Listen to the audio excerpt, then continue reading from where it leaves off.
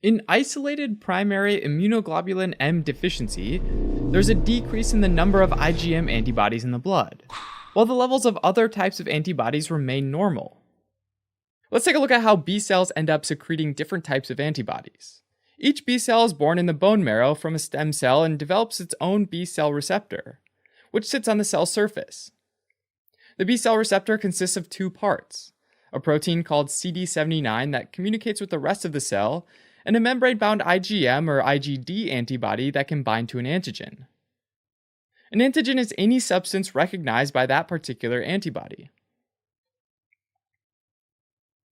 Each antibody has two identical light chains and two identical heavy chains that combine into a Y shape.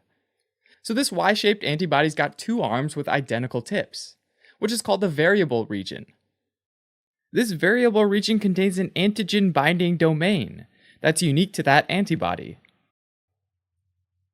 Below the variable region, or toward the point where the arms meet, is the constant region, where every member of an antibody class is identical.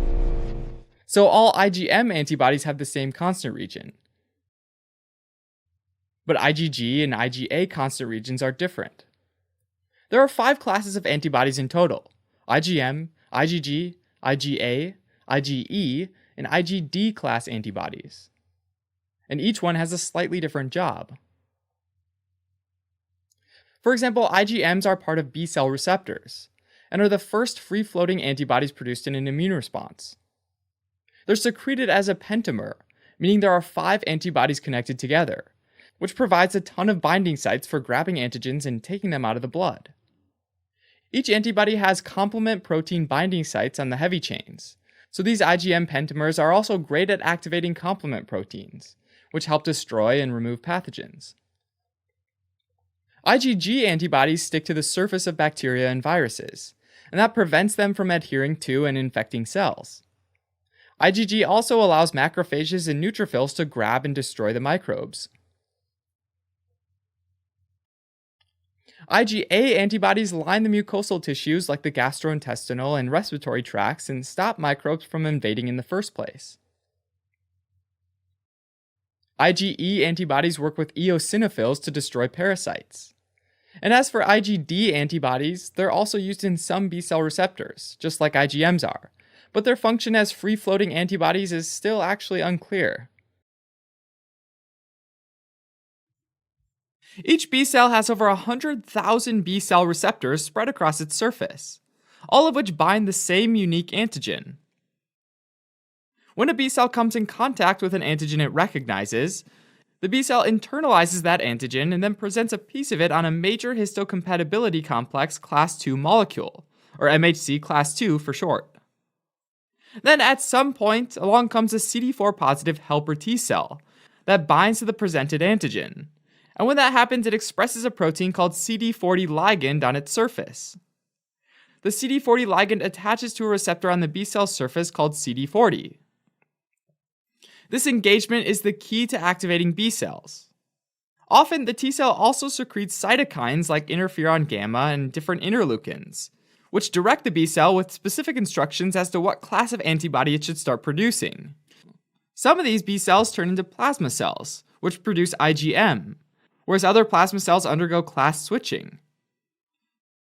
Class switching is the process of DNA segments being sliced, with pieces removed, and the remaining pieces get stuck back together so that ultimately the gene itself encodes a different type of heavy chain.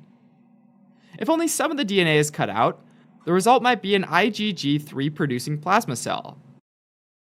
And if a lot is cut out, the result might be an IgE antibody producing plasma cell.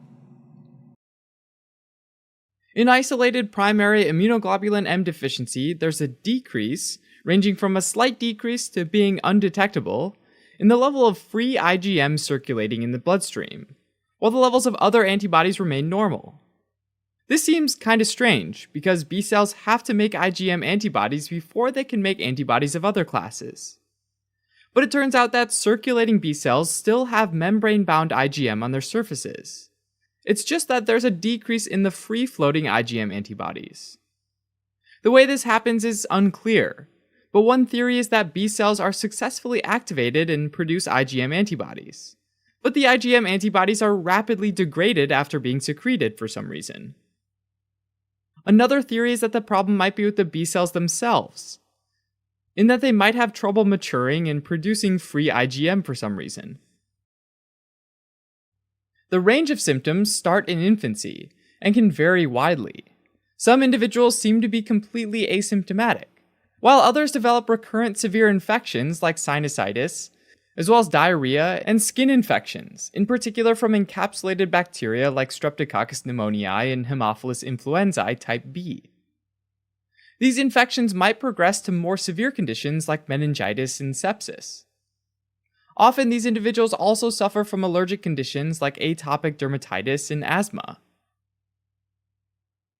The diagnosis is based on having a history of recurrent infections and having normal levels of IgG, IgA, and IgE antibodies with a decreased IgM level. Treatment is mainly aimed at treating concurrent conditions like atopic dermatitis and asthma, as well as using antibiotics to prophylax or treat infections. Unfortunately, intravenous immunoglobulin infusions from a pool of plasma donors are ineffective, because they don't contain much IgM. Alright, as a quick recap. In isolated primary immunoglobulin M deficiency, there's a decrease in the level of free IgM circulating in the bloodstream, while the levels of other antibody classes are still normal. Symptoms can include recurrent infections as well as atopic dermatitis and asthma. Treatment can include prophylactic antibiotics, but intravenous immunoglobulin infusions are not typically helpful.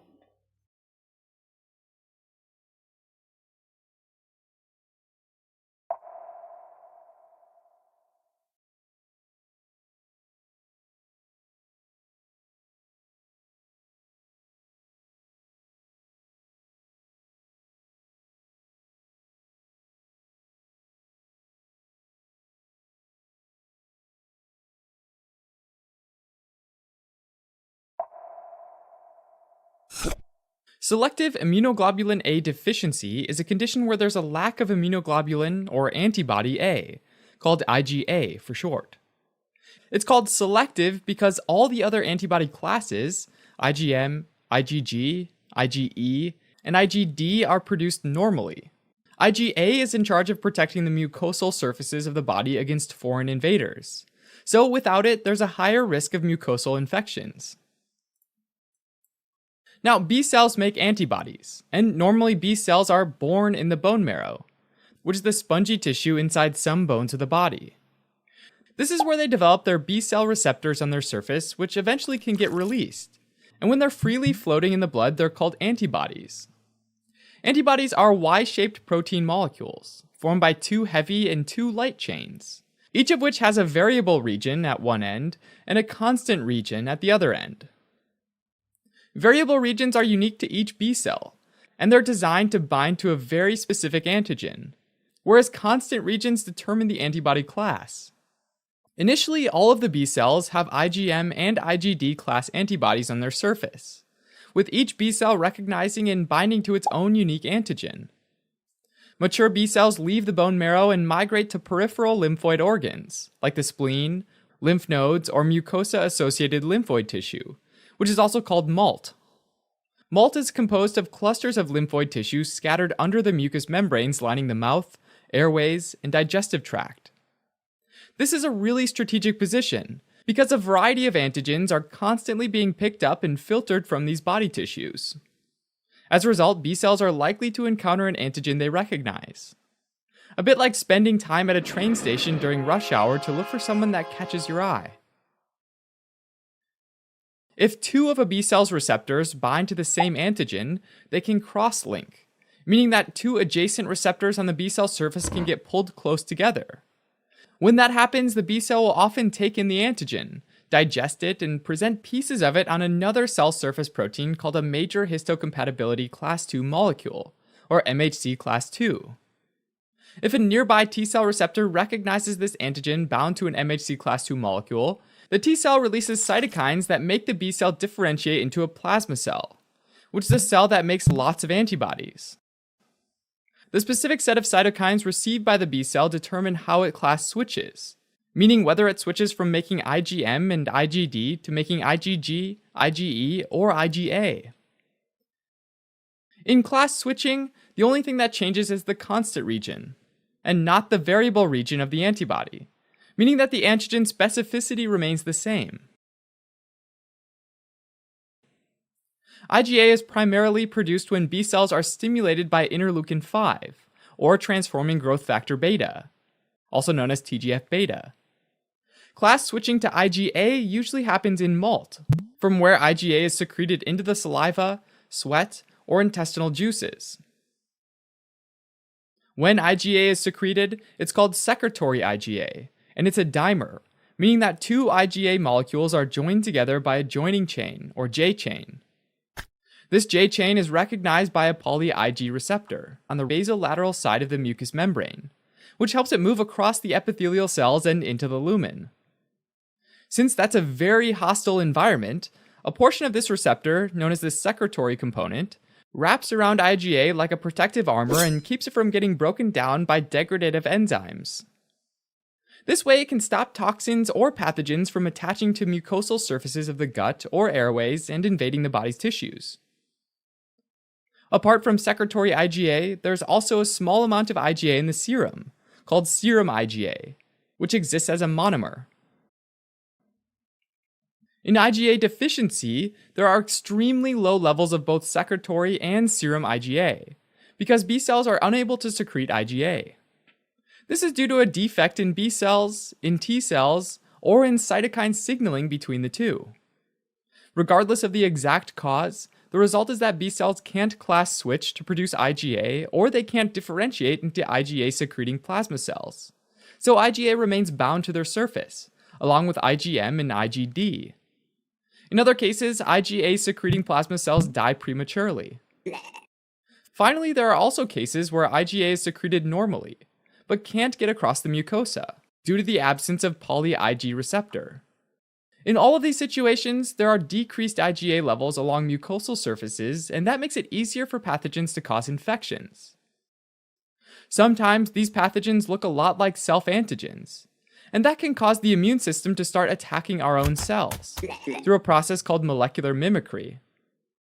Apart from infectious agents, there's also no protection against ingested or inhaled carcinogens. Meanwhile, B cells sometimes try to compensate for the lack of IgA by increasing the production of IgE, which can lead to allergic reactions. In the majority of cases, the underlying cause is not known, but sometimes there's a genetic component, so multiple members of the same family are affected. Most individuals with selective IgA deficiency generally appear healthy, with no major symptoms. Sometimes they might have more infections or more chronic infections. There's also an increased frequency of atopy and asthma, as well as autoimmune diseases like rheumatoid arthritis. Selective IgA deficiency is associated with increased risk of some malignancies, like gastric and colon cancer. Finally, some individuals develop severe reactions, and they're transfused with blood containing IgA, because IgA is treated like a foreign antigen. Diagnosis is based on decreased IgA levels in the blood, with normal levels of the other antibody classes, like IgM, IgD, and IgG, and slightly elevated levels of IgE. Unfortunately, there's no effective treatment for selective IgA deficiency, and if a blood transfusion is necessary, washed erythrocytes should be used, if possible. Alright, as a quick recap.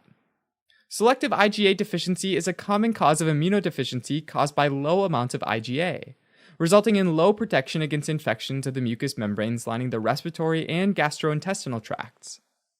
There are normal levels of IgM, IgD, and IgG, and slightly elevated levels of IgE. Thanks for watching. If you're interested in a deeper dive on this topic, take a look at osmosis.org, where we have flashcards, questions, and other awesome tools to help you learn medicine.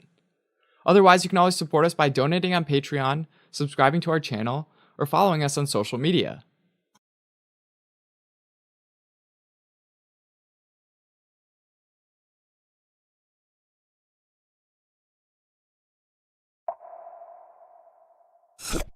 With X-linked A-gamma globulinemia, or XLA for short. Gamma globulin is another name for immunoglobulin, which is another name for antibodies. A means without, and emia refers to the blood. So this is a disease where there aren't any antibodies in the blood. And X-linked means that it's caused by a gene mutation on the X chromosome. Now, normally, immunoglobulins are secreted into the blood by plasma cells, which are fully matured or differentiated B cells, a type of immune cell. Way before that ever happens, though, those B cells start out in the bone marrow as pluripotent stem cells. Pluripotent meaning that they can develop into a number of different cell types. But to become a B cell, first that pluripotent stem cell differentiates into a lymphoid precursor cell, then a pro B cell, then a pre B cell, then an immature, and finally a mature B cell, which migrates from the bone marrow to the spleen, where it becomes a naive B cell, which after being exposed to the right antigen, moves into the blood or lymph and becomes an antibody secreting plasma cell. In XLA, this maturation process stops at the pre-B cell stage. Why does it do that? Well, by the immature B cell stage, it has a B cell receptor, which is a membrane-bound antibody, specifically an immunoglobulin M or IgM. But in the pre and pro B cell stages, this B cell receptor is still being assembled. Once it's finished, it's made up of heavy chain and light chain protein subunits, and the heavy chains are put together first. Since it hasn't been fully assembled yet, this IgM is known as a pre-B cell receptor. Now, an enzyme called Bruton's tyrosine kinase is super important for both the development and normal functioning of the B cell receptor. With XLA, though, there's a mutation in the BTK gene which makes the BTK enzyme ineffective. And because of this ineffective BTK enzyme, the B cell maturation process gets stopped at this pre-B cell stage, meaning no B cells leave the bone marrow.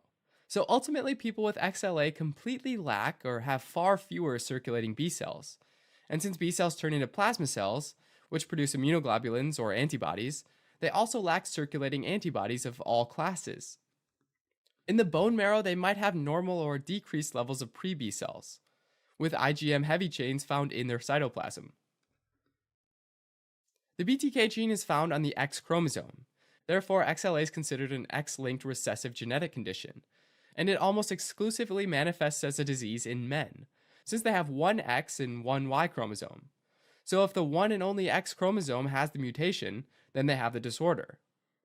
Women, on the other hand, have two X chromosomes. So those with an X chromosome that has the mutation still have another X chromosome with a normal copy of the gene. And so they're considered carriers and don't have any immune system issues. Finally, the mutation can sometimes develop sporadically rather than being inherited from a parent. Newborns with XLA don't typically have symptoms until after 6 months of age, at which point the mother's supply of immunoglobulins that they receive through the placenta runs out. Without immunoglobulins, children with XLA are at high risk of developing infections.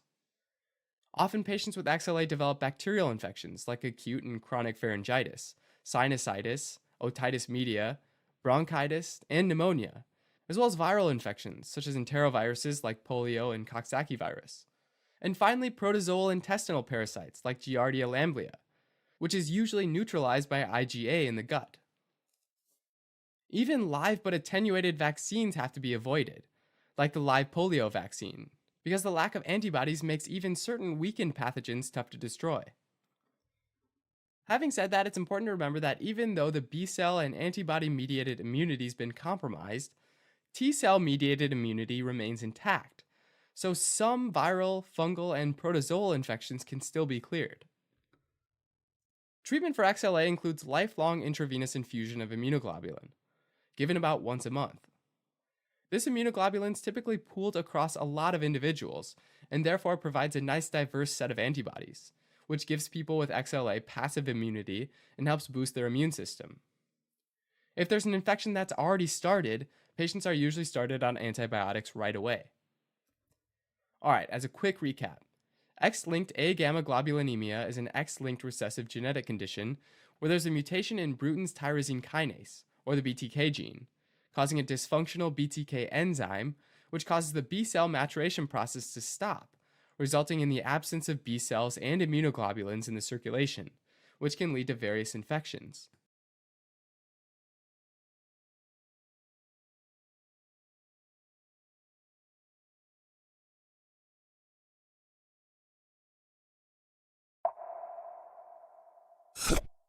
Adenosine deaminase deficiency, or ADA deficiency, is a rare genetic disease that results in severe combined immunodeficiency, or SCID for short. SCID can be caused by a number of causes, so this particular variation is called ADA SCID. Let's take a step back. Our cells have all the instructions of how to live and behave written on their own copy of DNA. DNA is made out of 4 nucleotides, which can do all kinds of cool stuff in their free time, like provide energy to various processes in the cell. Nucleotides are made out of a sugar, in this case deoxyribose, 1 to 3 phosphate groups, and a nucleobase, which can be adenine, thymine, cytosine, or guanine. So, the name of a deoxyribose-containing triphosphatic nucleotide, based on adenine, that makes up DNA, would be deoxyadenosine triphosphate, or DATP for short. These nucleotides are needed in equal proportions in order to make cellular division run smoothly. Now, nucleotides have a functional lifetime of their own, and our body has mechanisms on how to break them up into their building blocks to either be excreted or recycled.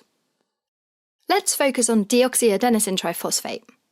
First, the enzyme adenosine deaminase removes an amine group from it, turning it into deoxyinosine monophosphate, or DIMP. Then, purine nucleoside phosphorylase comes in and removes the phosphate and the deoxyribose from DIMP, making hypoxanthine. Hypoxanthine is then oxidized twice by xanthine oxidase, first to become xanthine and then finally to uric acid. Uric acid can then be excreted by the kidneys in the form of urine. Now, one class of cells that divides quickly and therefore relies heavily on cell division to work smoothly are lymphocytes. Lymphocytes protect the body from pathogens like bacteria and viruses in 2 ways. First, B lymphocytes, or B cells, produce immune proteins called antibodies, which seek out and latch onto an invader, marking it for destruction by other cells. Second, cytotoxic T lymphocytes, or cytotoxic T cells, as well as lymphocytes called natural killer cells, go cell to cell looking for virally infected cells, or cells that look like they've started dividing uncontrollably, like a cancer cell. If they find a cell like that, they destroy it. So, simultaneous breakdown of both these pathways makes the immunodeficiency combined and severe, hence the name, severe combined immunodeficiency. Adenosine deaminase is encoded by a gene on chromosome 20, and typically mutations are inherited through an autosomal recessive pattern, meaning that the disease occurs when a child receives a mutant allele from both parents. Statistically, if 2 carrier parents were to have children, they'd have roughly 25% chance to have a completely healthy child with 2 healthy gene copies, a 50% chance to have a child that's also a carrier of 1 defective copy and 1 healthy copy, and a 25% chance to have an affected child with ADA SCID. In individuals with adenosine deaminase deficiency, a key enzyme, adenosine deaminase, is absent, and as a result, DATP cannot be degraded when no longer needed, so excessive amounts of DATP pile up. This huge excess of just one type of nucleotide slows the process of the cell division immensely. Imagine that you're assembling a pizza with 4 ingredients: dough, tomato sauce, cheese, and basil. It becomes hard when you have an excess of a single ingredient. For example, standing neck deep in tomato sauce makes it hard to find the basil, cheese, and dough, so that the pizza is made up of the right proportions. This is exactly the case here. Excess of a single ingredient, DATP, makes DNA replication extremely hard. And DNA replication is vital for cell division. This affects cells throughout the body, but particularly it affects lymphocytes because they are rapidly dividing cells. As a result, B cells, T cells, and natural killer cells numbers go down, collapsing the immune system. This makes affected children susceptible to any bacterial, viral, or fungal infections starting from birth. Prognosis in such infants is extremely poor without treatment. In terms of symptoms, because fighting infections takes a lot of energy, infants struggle to gain weight and are often diagnosed as having failure to thrive, and very sadly, many die. Treatment of adenosine deaminase deficiency usually centres on hematopoietic stem cell transplantation. The idea is to re-establish the immune system with donor immune cells that have the adenosine deaminase enzyme. Another option is to give enzyme replacement therapy through IV infusions of adenosine deaminase, but this requires weekly infusions and isn't curative. Alright, as a quick recap, adenosine deaminase deficiency is an autosomal recessive genetic disease resulting in a defect in genes coding for the adenosine deaminase enzyme. The result of ADA is increased accumulation of deoxyadenosine triphosphate, which interferes with normal DNA replication and collapses our lymphocyte immune system by disabling its proliferation. This leads to severe combined immunodeficiency, called ADA-SCID, which has a poor prognosis. Treatment options are hematopoietic stem cell transplants or lifelong enzyme replacement therapy.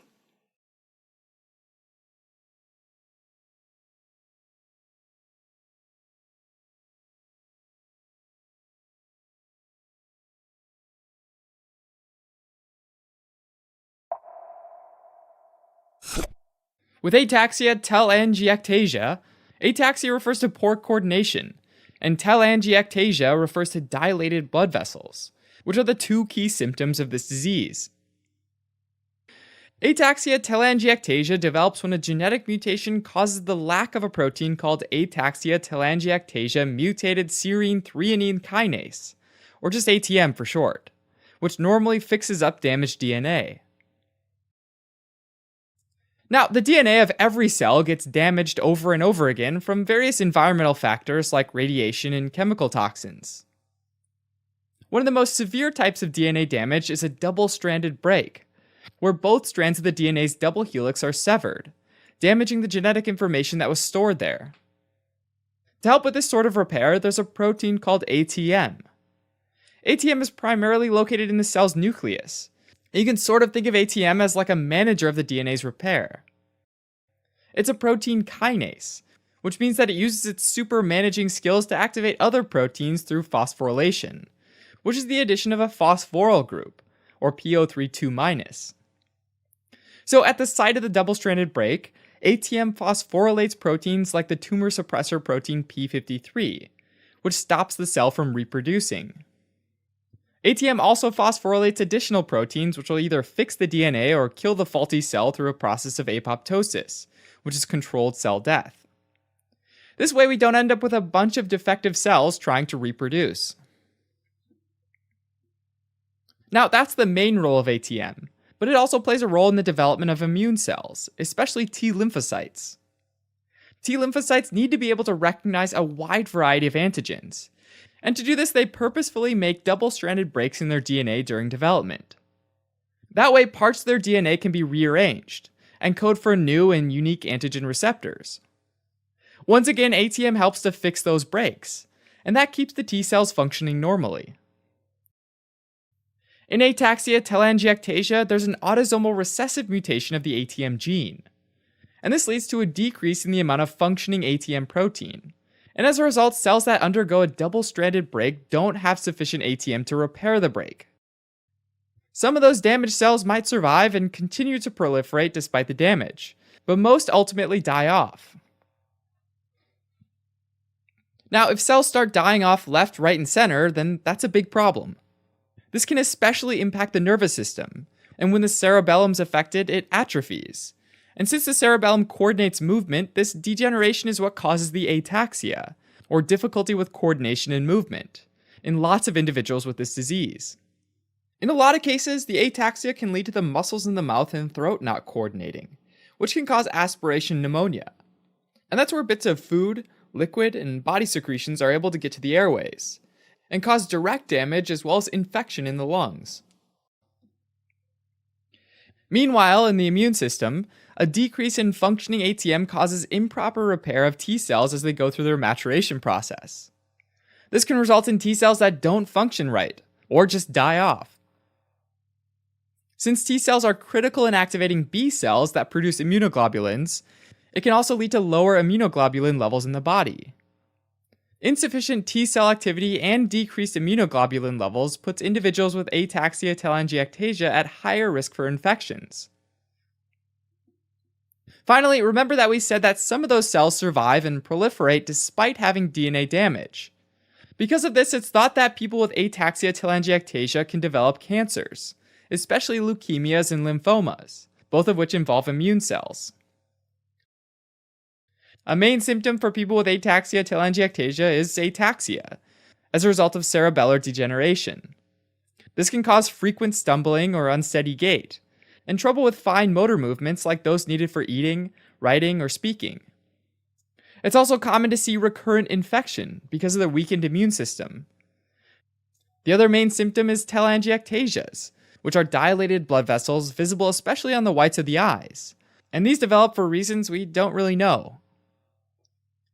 The diagnosis of ataxia telangiectasia is based on a person having severe ataxia, together with mutations on ATM genes, which can be identified through genetic testing.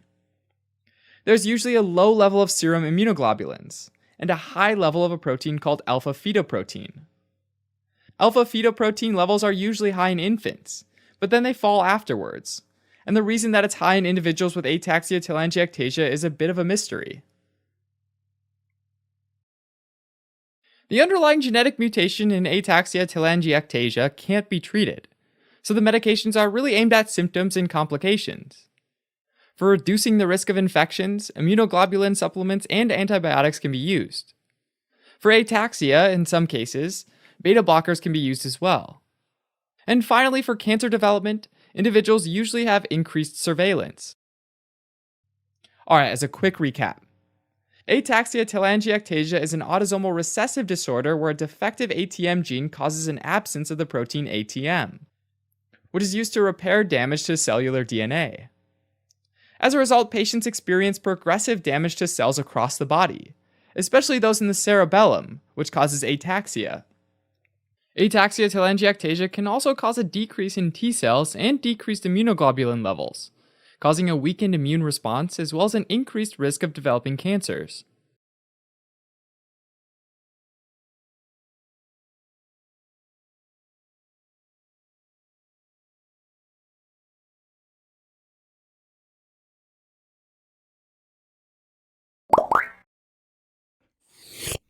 Hyper-IgM syndrome is a problem where B cells are unable to undergo antibody class switching, meaning that they can produce IgM antibodies, or immunoglobulins, but struggle to produce other types of antibodies, and that leaves individuals at risk for certain infections.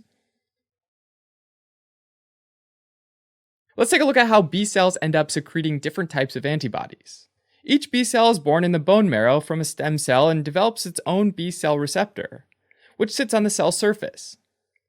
The B cell receptor consists of two parts: a protein called CD79 that communicates with the rest of the cell, and a membrane-bound IgM or IgD antibody that can bind to an antigen. An antigen is any substance recognized by that particular antibody. Each antibody has two identical light chains and two identical heavy chains that combine into a Y shape. So this Y-shaped antibody's got two arms with identical tips, which is called the variable region. This variable region contains an antigen binding domain that's unique to that antibody. Below the variable region, or toward the point where the arms meet, is the constant region, where every member of an antibody class is identical. So all IgM antibodies have the same constant region, but IgM and IgA constant regions are different. And there are 5 classes of antibodies in total: IgM, IgG, IgA, IgE, and IgD class antibodies. And each antibody class has a slightly different job. For example, IgMs are part of B cell receptors, and are the first free-floating antibodies produced in an immune response. They're secreted as a pentamer, meaning there are 5 antibodies connected together, which provides a ton of binding sites for grabbing antigens and taking them out of the blood. Each antibody has complement protein binding sites on the heavy chains, so these IgM pentamers are also great at activating complement proteins, which help destroy and remove pathogens. IgG antibodies stick to the surface of bacteria and viruses, and that prevents them from adhering to and infecting cells. IgG also allows macrophages and neutrophils to grab and destroy the microbes. IgA antibodies line the mucosal tissues like the gastrointestinal and respiratory tracts and stop microbes from invading in the first place. IgE antibodies work with eosinophils to destroy parasites. And as for IgD antibodies, they're also used in some B cell receptors, just like IgMs are, but their function as free-floating antibodies is still actually unclear. Each B cell has over 100,000 B cell receptors spread across its surface, all of which bind the same unique antigen. When a B cell comes in contact with an antigen it recognizes, the B cell internalizes that antigen and then presents a piece of it on a major histocompatibility complex class II molecule, or MHC class II for short. Then at some point, along comes a CD4 positive helper T cell that binds to the presented antigen. And when that happens, it expresses a protein called CD40 ligand on its surface. The CD40 ligand attaches to a receptor on the B cell surface called CD40. This engagement is the key to activating B cells. Often, the T cell also secretes cytokines like interferon gamma and different interleukins, which direct the B cell with specific instructions as to what class of antibody it should start producing. Some of these B cells turn into plasma cells, which produce IgM, whereas other plasma cells undergo class switching. Class switching is the process of DNA segments being sliced, with pieces removed. And the remaining pieces get stuck back together so that ultimately the gene itself encodes a different type of heavy chain. If only some of the DNA is cut out, the result might be an IgG3 producing plasma cell. And if a lot is cut out, the result might be an IgE antibody producing plasma cell. Hyper IgM syndrome can be caused by a variety of genetic defects, which makes the B cells unable to undergo class switching. There are several subtypes of hyper IgM syndrome. The most common is type 1, which is an X-linked recessive disease of the CD40 ligand gene, otherwise known as CD40LG, which affects T cells' ability to stimulate B cells and activate them. Type 2 is an autosomal recessive disease in which there's a mutation in an enzyme that helps with class switching in the B cells. Type 3 is an autosomal recessive mutation in the CD40 gene affecting B cells, so that they're unable to be activated by T cells. Type 4 is again thought to be related to a mutation in an enzyme that helps with class switching in the B cells, but the exact defect here is unknown. Lastly, there's type 5, which is once again caused by a mutation in an enzyme involved in B cell class switching.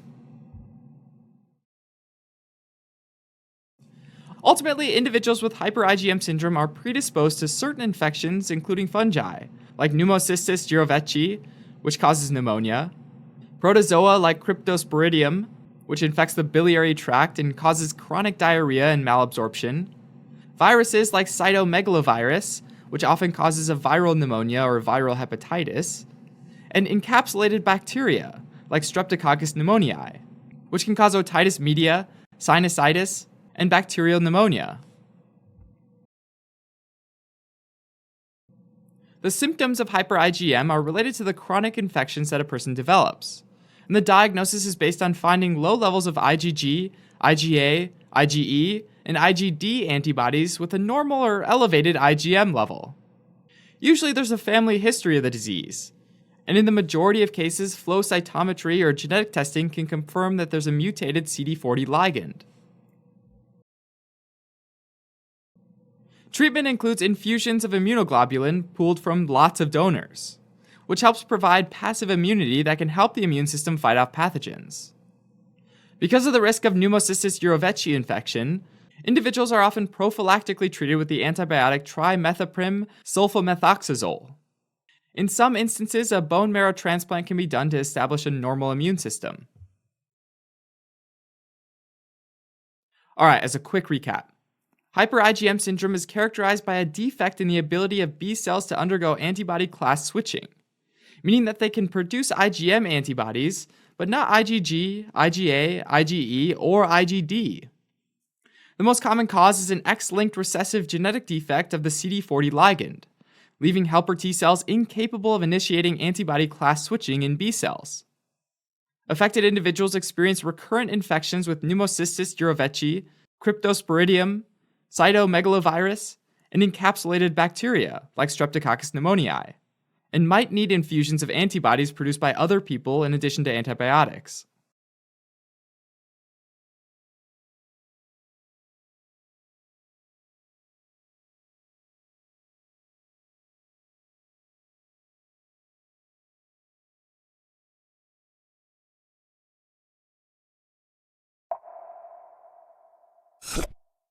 Wiskott-Aldrich syndrome is also called eczema thrombocytopenia immunodeficiency syndrome.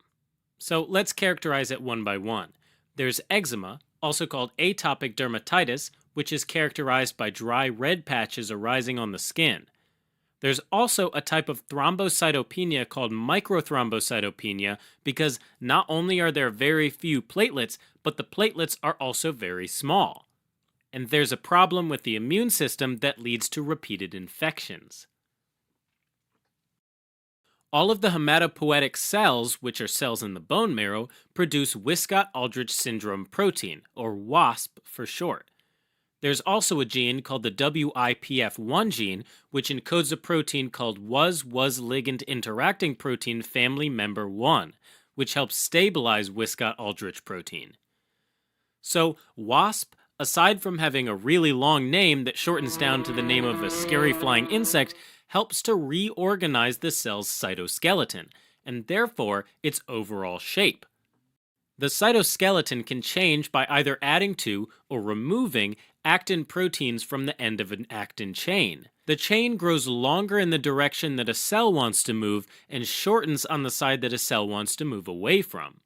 This helps with various cellular activities like phagocytosis and cellular division.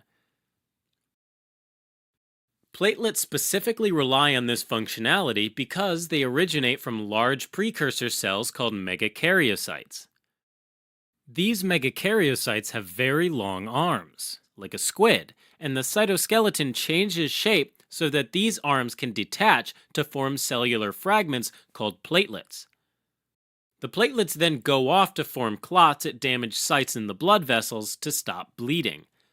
Another cell type, the T cells, which are a type of immune cell, also rely on the cytoskeleton being able to change shape. When they encounter a pathogen, T cells form pseudopods, or false legs, that reach out and synapse or communicate with other cells. Think of it like they're shaking hands to exchange information. Helper T cells get activated when they form an immunological synapse with antigen-presenting cells. And once they're activated, helper T cells activate B cells, which generate antibodies which help destroy the pathogen.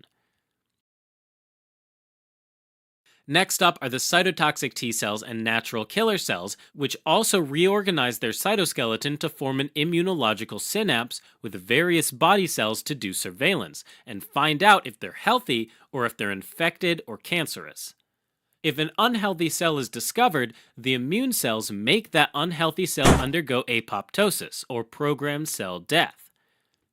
Together, the T cells, B cells, and natural killer cells protect the body from pathogens as well as cancer.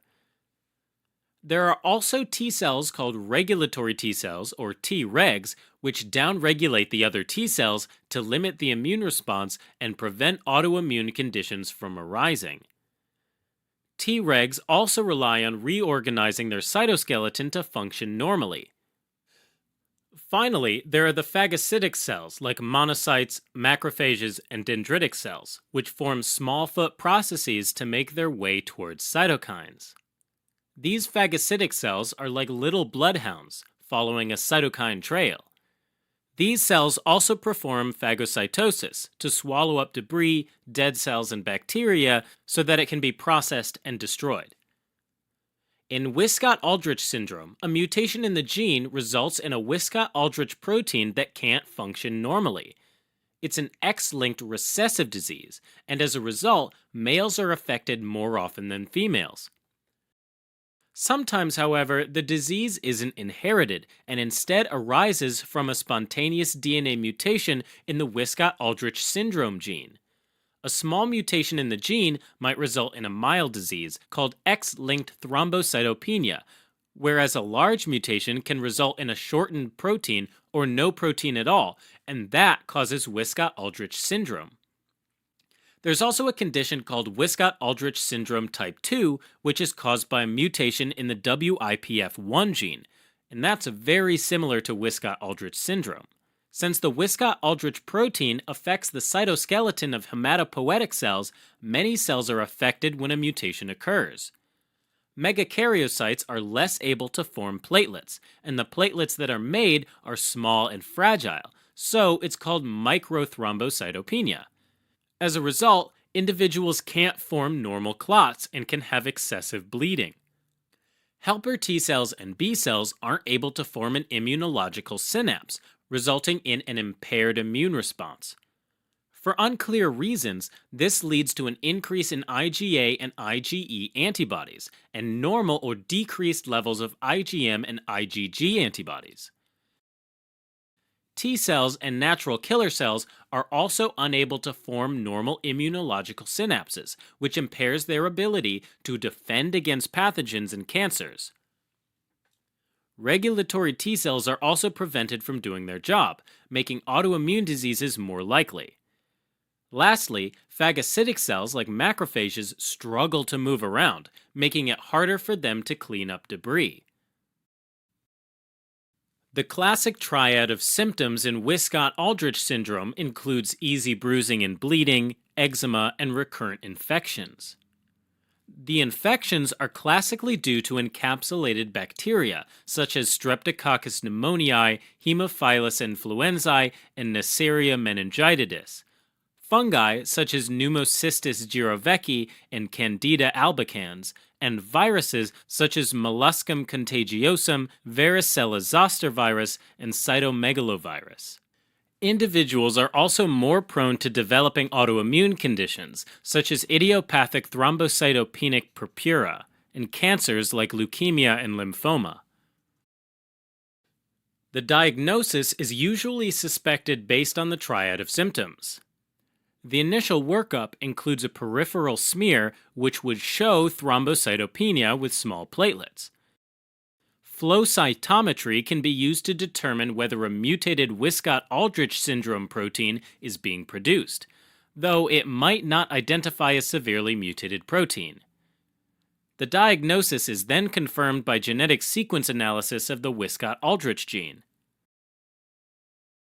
Treatment is mainly aimed at the symptoms and includes prophylactic antibiotics, regular intravenous immune globulin infusions, platelet transfusions in the case of severe bleeding, and potentially surgery to remove the spleen, which can help to maintain platelet counts within the blood. Immunosuppressive treatment is sometimes needed to treat autoimmune conditions. Hematopoietic stem cell transplantation is a potentially curative treatment that is sometimes used. Alright, as a quick recap. Wiskott-Aldrich syndrome is a disease of the immune system that's genetically inherited in an X-linked recessive manner, so it mostly affects males. The classic triad of findings include microthrombocytopenia, repeated infections, and eczema. It's caused by a mutation of the Wiskott-Aldrich syndrome protein, which is produced by all of the hematopoietic cells. Treatment is focused on controlling the symptoms, and hematopoietic stem cell transplantation is currently the only potentially curative treatment.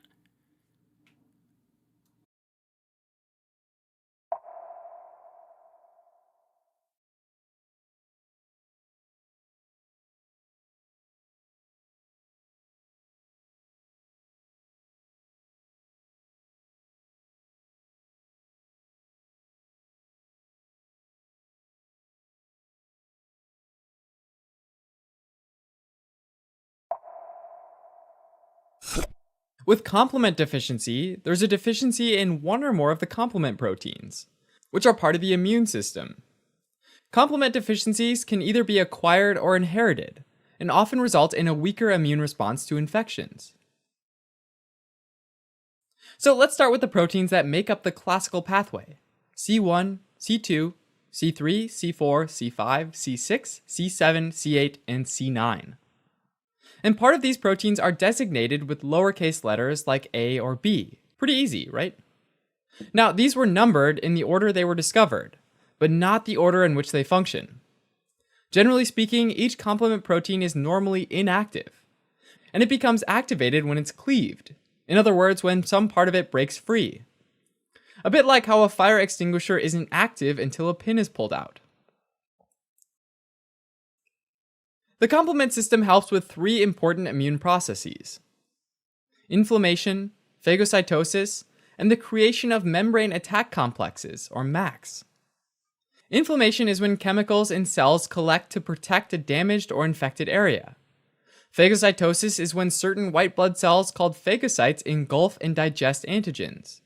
And membrane attack complexes are structures which dig into antigen surfaces and lyse them, or rupture and kill them. There are actually three complement pathways: the classical pathway, called that because it was discovered first, the alternative pathway, which was found second and is always at work, and the lectin binding pathway, which was found third when folks got more descriptive with their naming.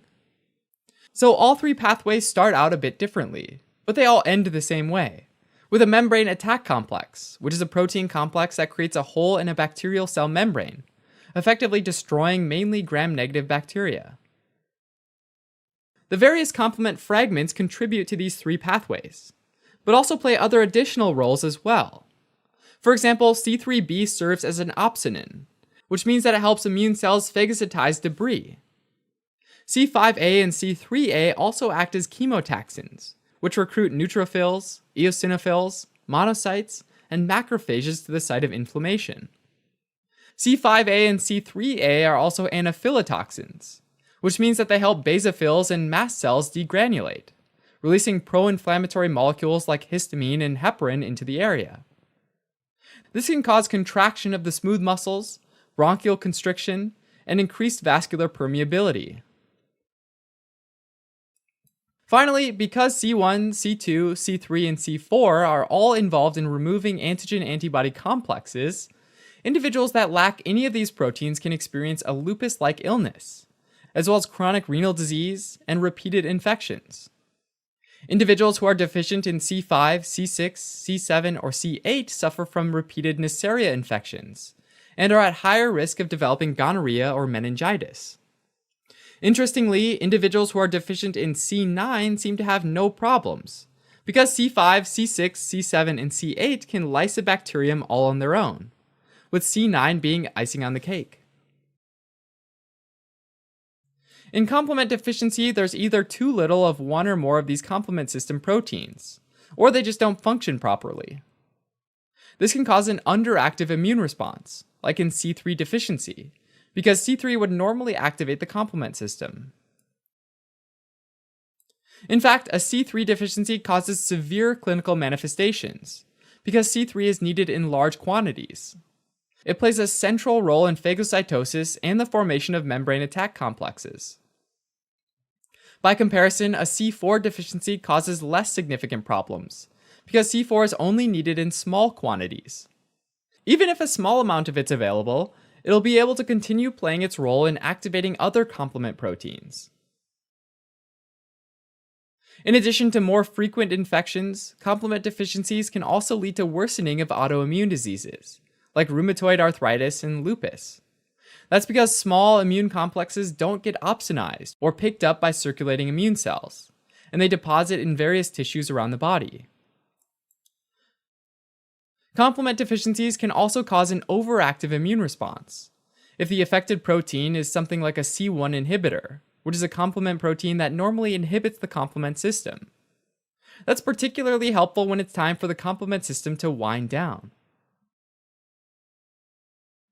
Many cases of complement deficiency are inherited, and most complement deficiencies are autosomal recessive, although some have other modes of inheritance.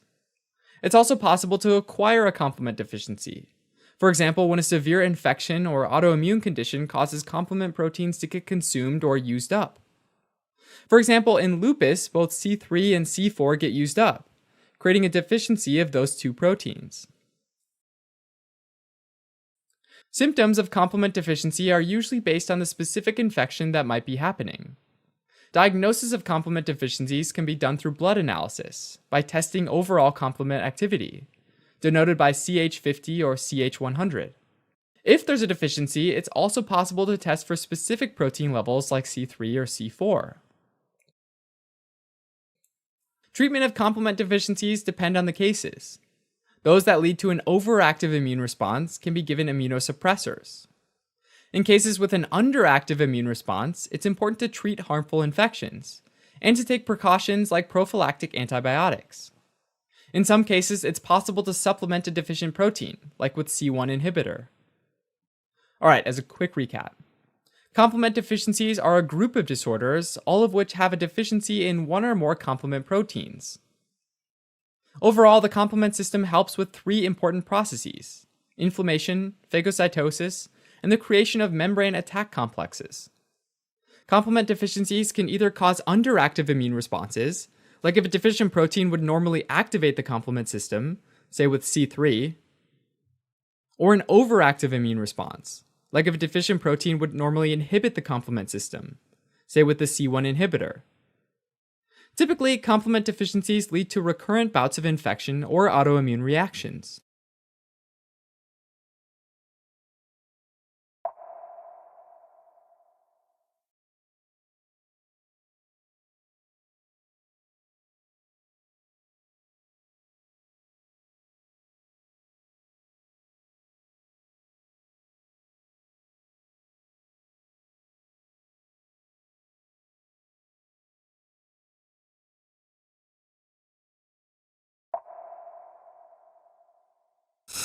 Cytomegalovirus, or CMV, is an enveloped, double-stranded DNA virus that belongs to the herpes viridae family. It's one of the most common viruses to cause severe infection in individuals undergoing transplantation of bone marrow or solid organs like the liver or kidney. It can affect almost every organ in the body, resulting in encephalitis, retinitis, pneumonia, hepatitis, gastroenteritis, and of course, transplant rejection. In the post-transplantation period, the recipient is usually given immunosuppressive medication in order to prevent their immune system from recognizing the transplanted tissue as foreign and causing rejection. However, one major disadvantage of this approach is that the weakened immune system is unable to protect the body against pathogens like CMV. CMV can be transmitted through blood and other body fluids like saliva, genital secretions, and urine of an infected person, or from the transplanted organ itself. During the primary infection, the virus usually invades the epithelial cells, like those that make up the oral, GI, or urinary mucosa, and it starts to multiply. CMV damages the infected cells by breaking down the cytoskeletons which maintain the cell structure. That results in enlarged cells with intranuclear viral inclusion bodies, giving it the typical owl's eye appearance. CMV also infects monocytes in the blood and sets up a latent infection, which means that the virus remains dormant for long periods of time. The dormant virus can then reactivate at times when the immune system weakens, causing disease. Most of the time, primary infection occurs years before the transplant, with resultant reactivation of the virus during immunosuppressive therapy. In about 25% of transplants, primary infection occurs, which is usually much more severe compared to reactivation. In either case, the virus can spread throughout the body, damaging various organs. The transplanted organ is almost always affected. This is because viral infected cells attract an army of immune cells to the site, which in the process of killing the virus also recognize the foreign transplanted cells and may attack them, causing collateral damage. If it spreads to the liver, it can cause viral hepatitis, which is the inflammation of the liver. If the virus moves into the lower respiratory system, it can cause pneumonia. It can also affect epithelial cells of the GI tract, particularly those of the esophagus and large intestine, causing gastroenteritis. In rare cases, CMV can also affect the retina, causing retinitis, and the brain, causing encephalitis. Symptoms usually begin 1 to 4 months after the organ transplantation in the absence of antiviral prophylaxis. In the setting of prophylaxis, the onset, when it occurs, is usually within 6 months of discontinuation of prophylaxis. Depending on the organ transplanted, symptoms, when they occur, are generally accompanied by fever and malaise. Pneumonia can cause symptoms of cough and shortness of breath. Gastrointestinal symptoms include pain and difficulty while swallowing, abdominal pain, nausea, vomiting, and diarrhea. In addition, hepatitis can cause jaundice. Retinitis presents with blurring of vision, dark spots in the visual field called scotomas, or even total blindness. Encephalitis presents with symptoms like altered mental status, seizures, and weakness.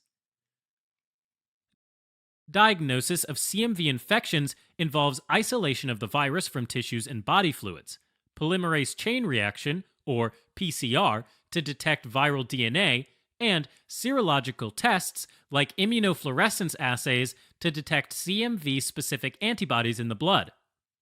Increased CMV IgM titer may indicate acute infection, and increased CMV IgG titer indicates past infection. Specific DNA studies are more sensitive and specific than antibody studies. As of now, there is no cure for CMV infections, but they can be treated with the help of antiviral medications like ganciclovir, valganciclovir, and foscarnet.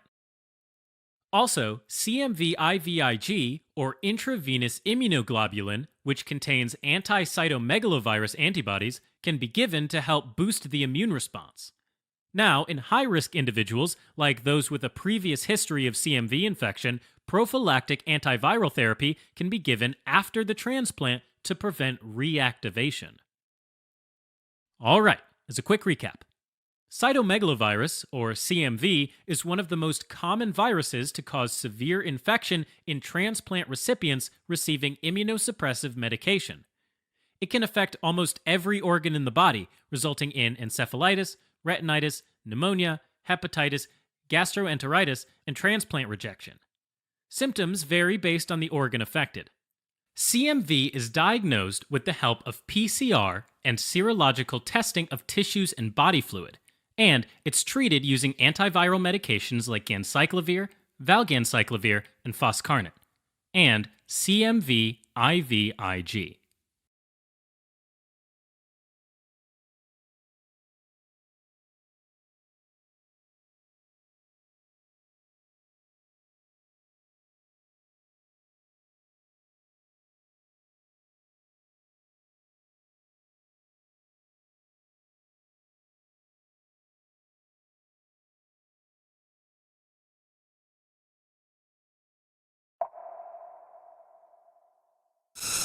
Post-transplant lymphoproliferative disorders, or PTLDs, are uncontrolled growths of cells called lymphocytes that may occur in transplant recipients after receiving a solid organ such as a kidney or a lung, or stem cells.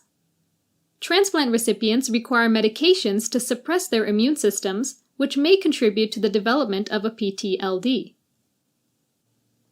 Normally, immune cells can differentiate between healthy self and other cells by inspecting for the presence or absence of the normal self-major histocompatibility complexes, also called human leukocyte antigens, present on the surface of every cell that contains a nucleus. Healthy self cells are left alone. Others include cells from other people or donors, and self cells that are infected, damaged, or stressed. Lymphocytes are a class of rapidly dividing cells and therefore tends to develop mutations more often. B lymphocytes, or B cells, work to develop antibodies toward invading microbes. There's also two types of T lymphocytes, or T cells. Cytotoxic T cells can directly destroy other cells, and helper T cells assist other immune cells. Normally, if B cells start to replicate out of control, it's the T cells that keep them in check and keep the immune response organized. When people receive a transplanted organ or stem cells, they also must take immunosuppressive medications to prevent the immune system from rejecting or attacking the transplant. In PTLDs, immunosuppression also prevents the destruction of abnormal lymphocytes that exhibit uncontrolled replication. Resulting uncontrolled growth of lymphocytes can either be a benign hyperplasia, meaning there's a large collection of non-cancerous cells, or the cells can become malignant, resulting in a cancer called lymphoma. While PTLD may result from the overproduction of T cells, it is more typically associated with the overproduction of B cells. One cause of PTLD is Epstein-Barr virus, which is contracted early in life by most people through contact with infected saliva. It lies dormant in B cells and can reactivate either inside the recipient's B cells or from donor B cells that catch a ride inside solid organs or stem cell transplant vials. Because of the immunosuppressive medications, T cells are unable to stop B cells from replicating. Signs and symptoms of PTLDs can range from a small mass within a lymph node anywhere in the body to much larger masses, along with the constitutional B symptoms of fevers, weight loss, and night sweats that are seen in malignant lymphomas. Widespread metastasis can lead to severe dysfunction of any affected tissue. Risk factors include the type of immunosuppressive medication used and the degree of immunosuppression that it causes, whether or not the person has antibodies to Epstein-Barr virus, fewer similarities between the donor and recipient major histocompatibility complexes, previous development of cancer, and being younger. Diagnosis of PTLDs may include blood tests, tissue biopsies to determine what type of cancer is present, and imaging such as a PET or CT scan to help determine whether the cancer has spread to other sites in the body. Treatment aims to eliminate the PTLD while minimizing harm to the transplant, and may include surgery, radiation therapy, and chemotherapy. If the cancer is caused by B cells that produce the surface protein CD20, a manufactured antibody called rituximab may be used. There are several potential therapies for these conditions that are currently in the investigational stages of development. Alright, as a quick recap, post-transplant lymphoproliferative disorders, or PTLDs, are uncontrolled growths of lymphocytes that occur after someone has received a solid organ or stem cell transplant that requires immunosuppressive medications to prevent transplant rejection. They can originate in either type of lymphocyte, B cells or T cells. Diagnosis involves blood tests, a biopsy, and imaging, while treatment may include surgery, chemotherapy, and radiation.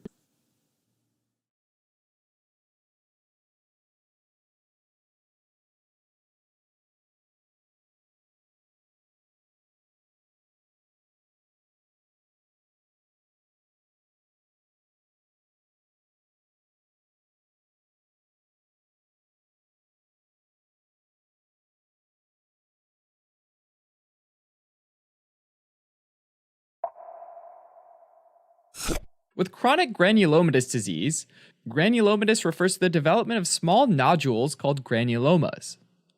Granulomas are collections of immune cells, especially phagocytes, which cluster together when they can't kill invading pathogens, like bacteria or fungi. So chronic granulomatous disease is an immunodeficiency where phagocytes are unable to kill pathogens, and instead they form granulomas throughout the body. Normally, when a pathogen invades the body, phagocytes, like neutrophils and macrophages, are the first ones on the scene. When a phagocyte detects a pathogen, it stretches itself out as if it had two little arms. These little arms wrap around the pathogen and seal themselves back up, forming a vesicle inside the phagocyte called a phagosome.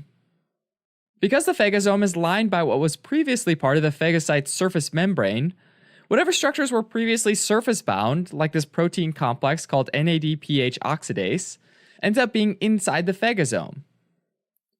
The phagocyte also has other organelles, like lysosomes, which are full of digestive enzymes that can destroy a pathogen. When a lysosome fuses with a phagosome, it forms a phagolysosome. And lysosomal enzymes start to destroy the pathogen.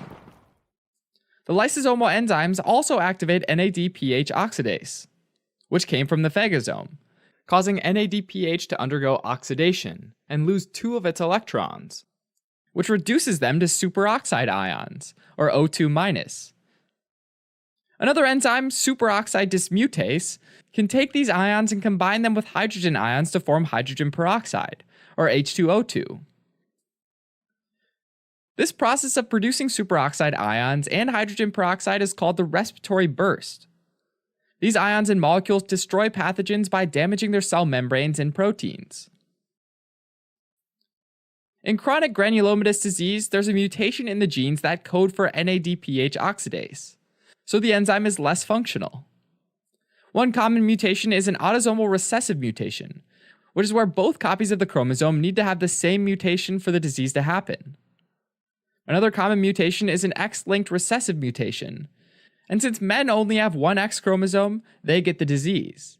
Whereas since women have two X chromosomes, they only get the disease if both their X chromosomes are affected, which is way less likely. Regardless of the underlying mutation, when there's a decrease in the amount of functional NADPH oxidase, it's bad news for the phagocytes. Now, when they swallow up a pathogen and eventually form a phagolysosome, there are fewer superoxide ions and less hydrogen peroxide, so the respiratory burst is weaker. This makes it tough for individuals with chronic granulomatous disease to kill certain pathogens, specifically fungi and bacteria that have an enzyme called catalase, and are therefore called catalase-positive pathogens. Catalase breaks down hydrogen peroxide into water and oxygen before it gets a chance to damage the pathogen. Normally, there's enough hydrogen peroxide being produced that catalase-positive pathogens can only break down some of it. But in the case of chronic granulomatous disease, there's already so little hydrogen peroxide that catalase-positive pathogens can break down all of it. That's why the most common pathogens in chronic granulomatous disease are catalase-positive.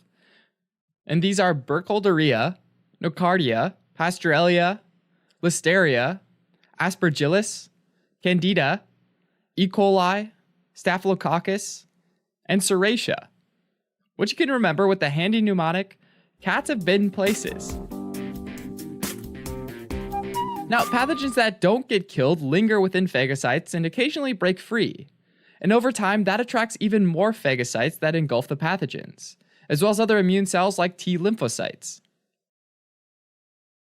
Over time, the immune cells gather up to stop the pathogen from spreading, forming little clusters called granulomas that have phagocytes in the center with living pathogens inside them.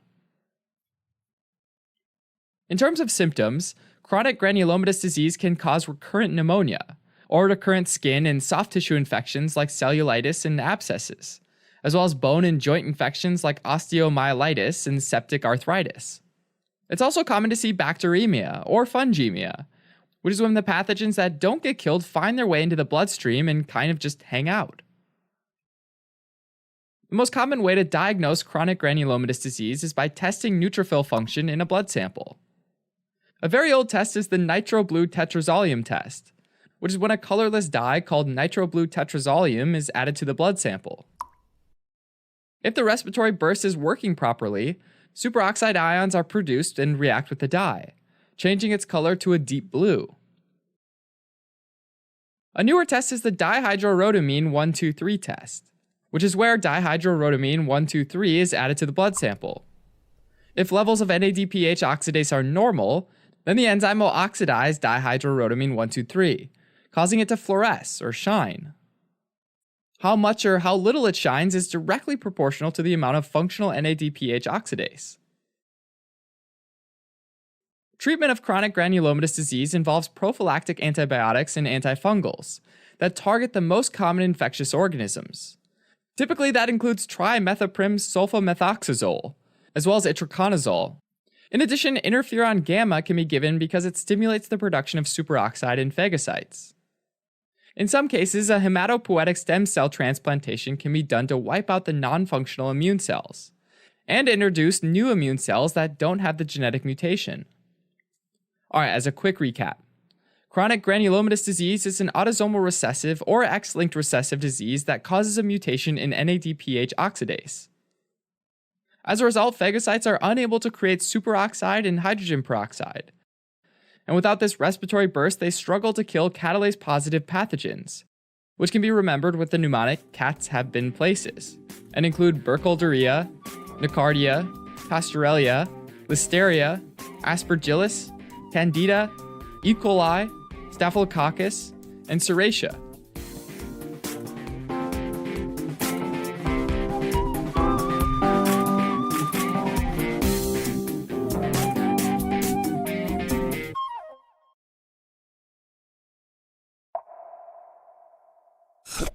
Leukocyte adhesion deficiency is a rare inherited immunodeficiency which develops because a group of immune cells, called phagocytes, fail to bind to the blood vessel wall and therefore cannot get to the site of inflammation or tissue injury.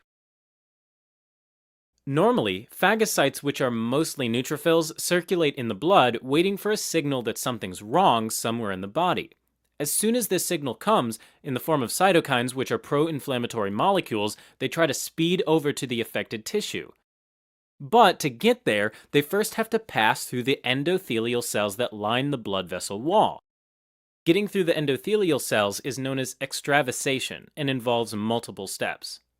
First, the endothelium expresses molecules called selectins, which bind to sialyl Lewis X, a carbohydrate that's found on the surface of phagocytes, making them slow down and roll along the vessel wall. Second is a step called adhesion. That's basically a tight interaction between cellular adhesion molecules on the surface of the endothelial cells and integrins on the surface of the phagocytes. Third, phagocytes manage to transmigrate or squeeze around the endothelial junctions, which are the sites of connection between two adjacent endothelial cells. Fourth, the phagocytes use the concentration gradient of the cytokine signals to move toward the area of inflammation. This process is critical for destroying invading pathogens, in particular bacteria and fungi.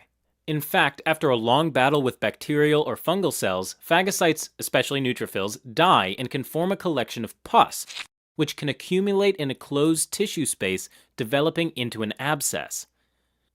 The process of extravasation is also essential for wound healing, where phagocytes help remove dead and damaged cells.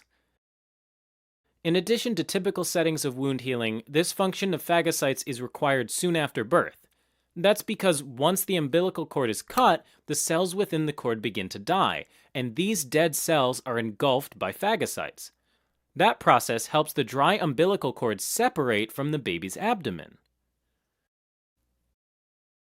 In leukocyte adhesion deficiency, there's a mutation in a gene that encodes some of the molecules that mediate the interaction between phagocytes and endothelial cells. There are two major types of this deficiency, based on the step that's affected. Leukocyte adhesion deficiency type 1 is by far the most common and results from a failure to express CD18, which is a subunit of integrin molecules. Without integrins, the second step of the extravasation process, called adhesion, can't happen. In other words, phagocytes can't firmly bind to the blood vessel wall. Leukocyte adhesion deficiency type 2 is extremely rare, and it's caused by the absence of the sialyl Lewis X, which is essential for the process of rolling, or the first step of the extravasation process. In both cases, an increased number of phagocytes gets trapped in the circulation and can't make their way to infected or damaged tissue. This allows pathogens like bacteria and fungi to spread uncontrollably and cause tissue injury. Meanwhile, without the help of phagocytes, tissue debris cannot be removed, so that slows down wound healing. This is also the reason why the umbilical cord in infants with leukocyte adhesion deficiency remain attached for a prolonged period of time. As it turns out, both leukocyte adhesion deficiency type 1 and 2 are inherited in an autosomal recessive pattern, meaning that an affected individual must have two copies of the mutated gene. Typically, both parents of this individual carry a single copy of the mutated gene, but neither of them shows any sign or symptom of the condition.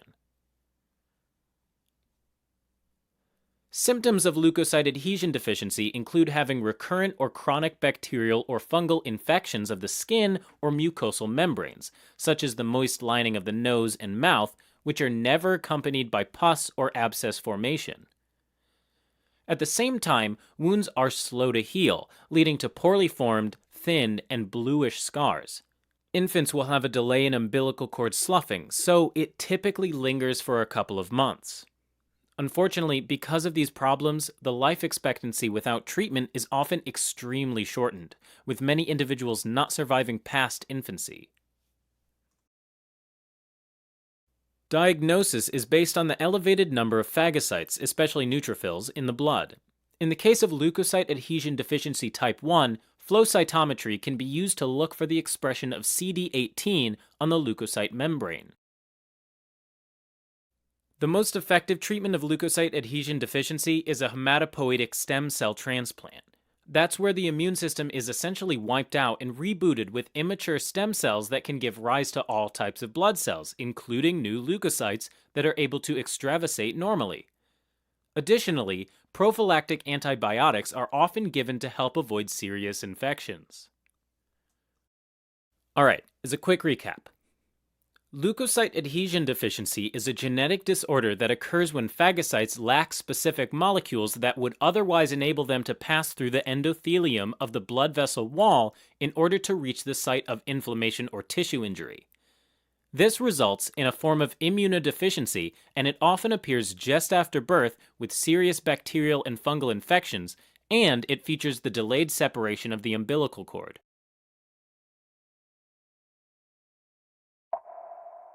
Hey everyone, Marissa here. Thank you so much for watching this video on leukocyte adhesion deficiency. I hope it was really helpful to you. I had an awesome time being a part of the production for this video. We had Sam McBundy who did the great illustrations, Evan with the voiceover, Antonio who wrote the script, and then Rishi who edited the script, and me who put it all together.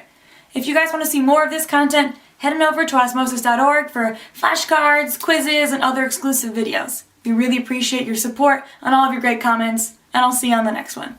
Bye!